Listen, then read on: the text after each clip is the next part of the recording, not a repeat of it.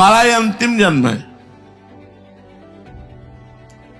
हम सबका यदि हम निर्दोष हो पावे तो मनुष्य जन्म देकर भगवान ने अहेतु की कृपा की, वृंदावन बुलाकर अहेतु की। अब क्या समझते हो, मार्ग में विघ्न नहीं पड़ेगा, ऐसे निकल जाओगे, वहीं से कनेक्शन काटा जाएगा, जहां से बिजली आती है वहीं से कनेक्शन काटा जाएगा,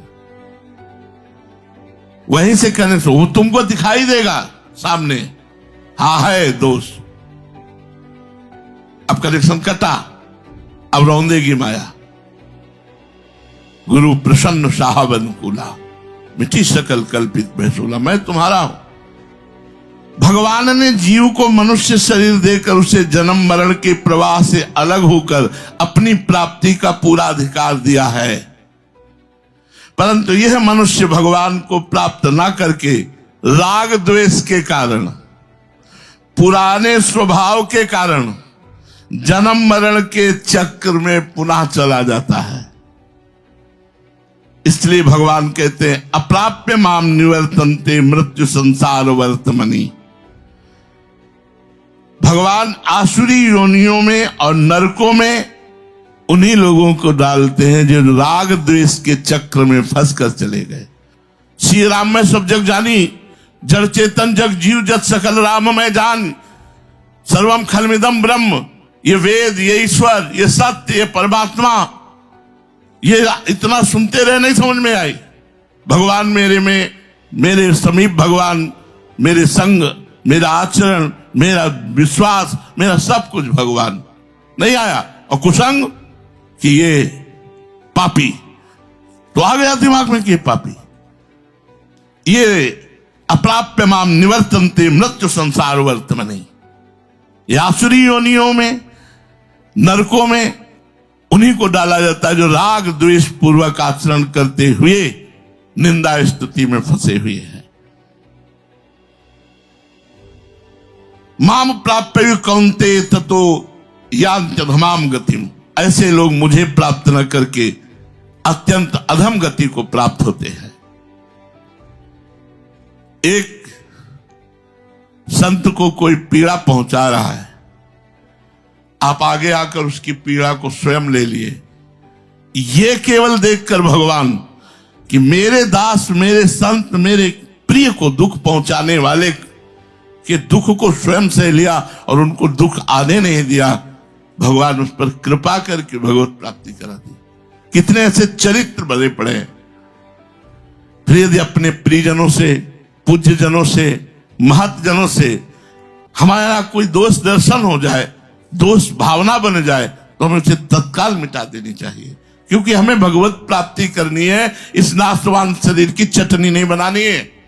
ये जलेगा, आग में जलेगा, कुत्ते नोच के खाएंगे, फेंक दिया जाएगा तो ये सड़ेगा, इसमें कीड़े पड़ेंगे। जिस शरीर के लिए दोष दर्शन करके भगवत प्राप्ति से हम वंचित हो जाए, राग और द्वेष, ये दो ही ऐसे हैं जिनके लिए कहते हैं माम प्राप्य कौन्ते ततो यान्त्यधमाम गतिम, अधम गति को उनको मैं प्राप्त कराता हूं जो राग और द्वेष के वशीभूत होते हैं। इसलिए मेरी प्राप्ति का पूरा अधिकार इस मनुष्य जीवन में है। संतों की वाणी में और शास्त्रों में कोई अंतर नहीं होता। संत वाणी ही शास्त्र बनते हैं और शास्त्रों में जो लिखा वही संतों में स्फुरित होता है। केवल अपना कल्याण करने के लिए तुम्हें अवसर मिला यदि बचा सको तो। विषयों का सुख, स्वर्ग की प्राप्ति बहुत जन्मों से भोगते चले आए हैं, इसलिए हमारा अभ्यास है। विषय की तरफ हमारा मन स्वाभाविक चला जाता है, बहुत जन्मों का अभ्यास इसका। आप मतलब विचार करिए कि भगवान के निज जन होते हुए एक सेमंतक मणि लेकर काशी चले जाते हैं। भगवान का निरंतर चिंतन करते हुए जहां बुलाए वहां भगवान प्रकट हो जाए। नारद जी विवाह के लिए विचलित हो जाते हैं।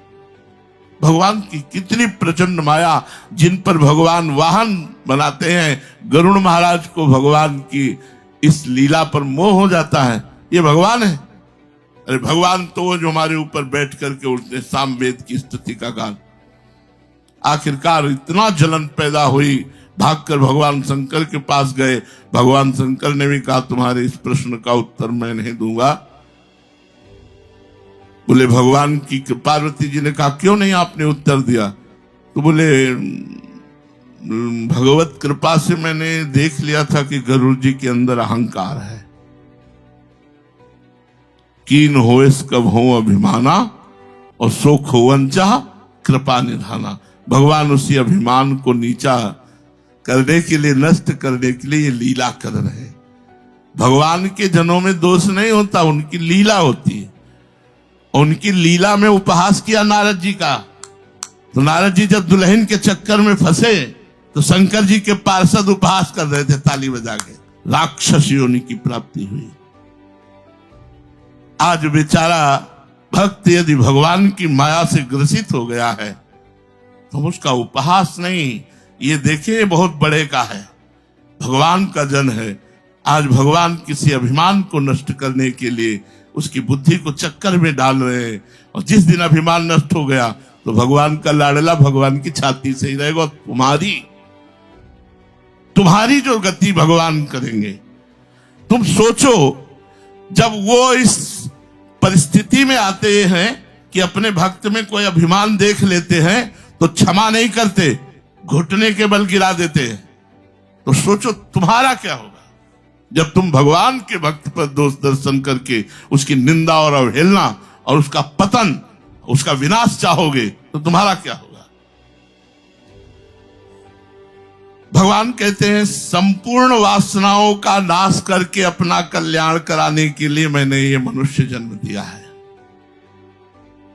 इसलिए संपूर्ण जन्मों का यह अंतिम मनुष्य जन्म है। अब जिस जिस भाव से हम विचरण करते रहे वो भाव उठेगा। अब देखो, पूरे जीवन भर नारद जी में कभी भी कोई विकार नहीं आया, यहां तक कि काम विजयी हो गए और विकार आ गया इस कोटि का, अहंकार का, कि भगवान शंकर से जाके कहा मैंने काम विजयी कर। भगवान शंकर ने मना किया कि ये बहुत बड़ा दोष है, भगवान हरि से मत कह देना। वो सीधे हरि के पास गए, जाके वहां भी कह दिया। परिणामता ये हुआ कि बहुत बड़ी हानि हो गई, अपने इष्ट को शाप दे दिया। अंतिम में नारद जी ने हरि को शाप दे दिया, मैं जिस स्त्री वियोग से दुखी हूं उसी स्त्री वियोग में तुम दुखी होगे, और जो वानर रूप दिया वही तुम्हारी सहायता करेगा। बिल्व मंगलाचार्य इतने बड़े महापुरुष हुए, चिंतामणि वैश्या में अत्यंत आसक्त, हम माया। गोस्वामी तुलसीदास जी अपनी पत्नी को एक क्षण के लिए भी छोड़ नहीं सकते थे, अदर्शन नहीं सह सकते थे। किसी जजमान के यहां गए, मायके चली गई तो आकर के सीधे वहीं ससुराल गए, तब वहां जब एक शब्द उठा कि जैसे तुम इस चाम में प्रेम करते हो वैसे राम में प्रेम करते थे, तुम्हारा कल्याण हो जाता। धक्का लगा हृदय में कि मैं जिस पर इतना आसक्त हूं वो ऐसे वचन, और मुड़ गए। और गोस्वामी तुलसीदास जी महाराज, ये लीला भगवान की माया ऐसी, जो लक्ष्मण हो या मरम न जाना, जो कछु चरित रचा भगवाना। हम लोग कैसे जान जाएंगे? हम लोग तो बहुत छोटे बच्चे हैं। भगवान की ऐसी दुरंत माया, ना जानो छिनंत कौन बुद्धि घटे प्रकाशित, छुट चेतन जो अचेत्य मुनि भय विश्वासित, पारासर सुरेंद्र कल्प कामिनी मन फंद्या। ऐसे थोड़ी है।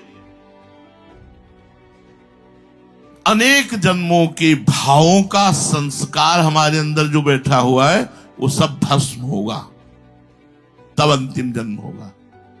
सब संस्कार भस्म होगा। मनुष्य में जो जो भाव, स्वतंत्रता दी गई, आप बर्ताव कर सकते हो, लेकिन परिणाम उसका आएगा।